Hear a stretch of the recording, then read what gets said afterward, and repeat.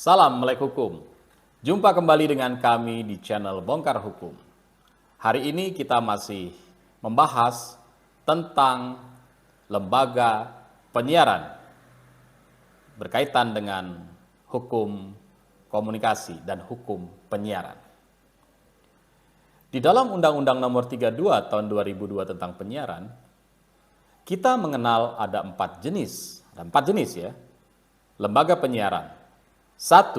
Lembaga penyiaran swasta. 2. Lembaga penyiaran komunitas.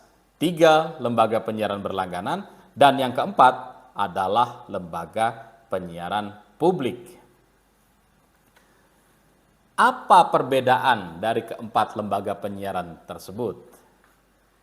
Yang pertama, lembaga penyiaran swasta merupakan sebuah lembaga penyiaran yang sejak awal didirikan dengan tujuan komersil. Bentuknya televisi swasta, bentuknya radio swasta. Boleh beriklan. Yang kedua, lembaga penyiaran komunitas. Apa yang disebut dengan lembaga penyiaran komunitas? Yaitu lembaga penyiaran yang didirikan oleh komunitas-komunitas tertentu yang pendiriannya untuk melayani kepentingan komunitas. Misalnya, ada sekelompok mahasiswa di kampus membuat radio kampus, maka radio itu adalah radio komunitas. Ada pedagang pasar membuat televisi pasar untuk melayani kebutuhan informasi warga pasar, maka televisi itu adalah televisi komunitas. Ada sekelompok nelayan membuat radio untuk komunikasi antar nelayan, radio siaran, maka radio itu adalah radio komunitas. Jadi lembaga penyiaran komunitas memang sengaja dibentuk oleh anggota komunitas untuk melayani kebutuhan warga komunitas. Apa bedanya antara lembaga penyiaran swasta dengan lembaga penyiaran komunitas? Pada saat kita melihat Undang-Undang Nomor 32 Tahun 2002 tentang penyiaran, kita akan menemukan perbedaannya. Bahwa lembaga penyiaran komunitas tidak boleh beriklan secara komersial. Ini yang menjadi pembeda yang sangat jelas dengan lembaga penyiaran swasta.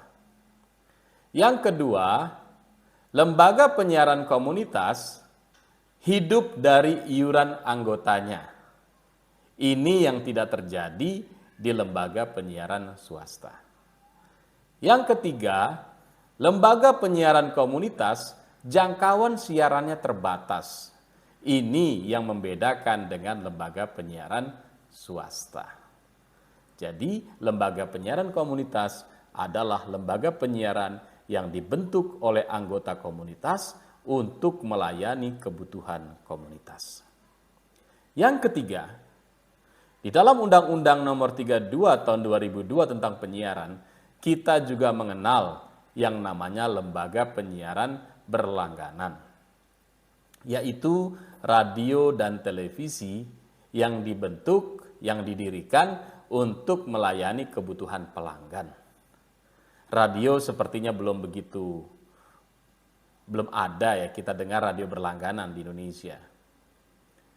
Sepertinya belum ada. Tapi kalau televisi berlangganan, kita mudah sekali menemukan cukup banyak pay TV yang datang ke kantor kita, yang datang ke rumah kita, yang menjajakan layanan-layanan televisi berlangganannya. Tapi kalau radio rasanya belum begitu marak di Indonesia. Nah, untuk mendapatkan layanan TV berlangganan, kita punya kewajiban membayar iuran berlangganan yang biasanya ditetapkan setiap bulan. Keempat, yaitu lembaga penyiaran publik.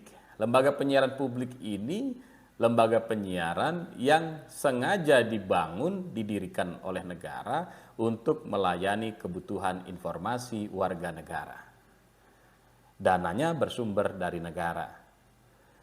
Kita mungkin mengenal ya, kita pasti mengenal RRI, Radio Republik Indonesia.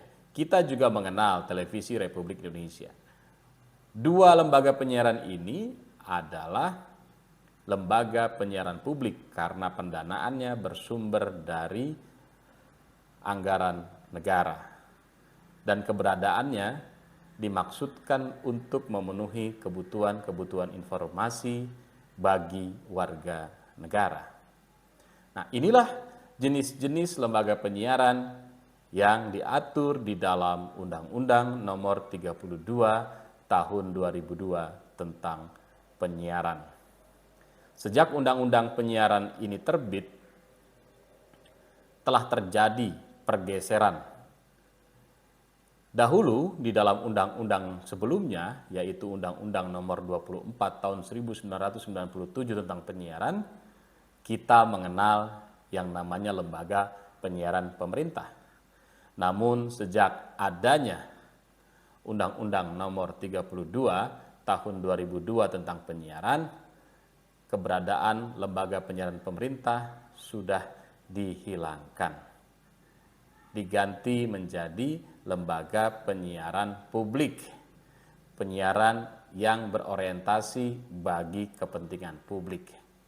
Kalau dahulu RRI dan TVRI adalah bagian dari kepentingan pemerintah, dengan adanya undang-undang penyiaran yang terbit pada tahun 2002, RRI dan TVRI menjadi bagian dari kepentingan publik atau kepentingan masyarakat. Ini adalah perbedaan yang sangat mendasar dalam sistem penyiaran nasional di Indonesia. Salam melek hukum.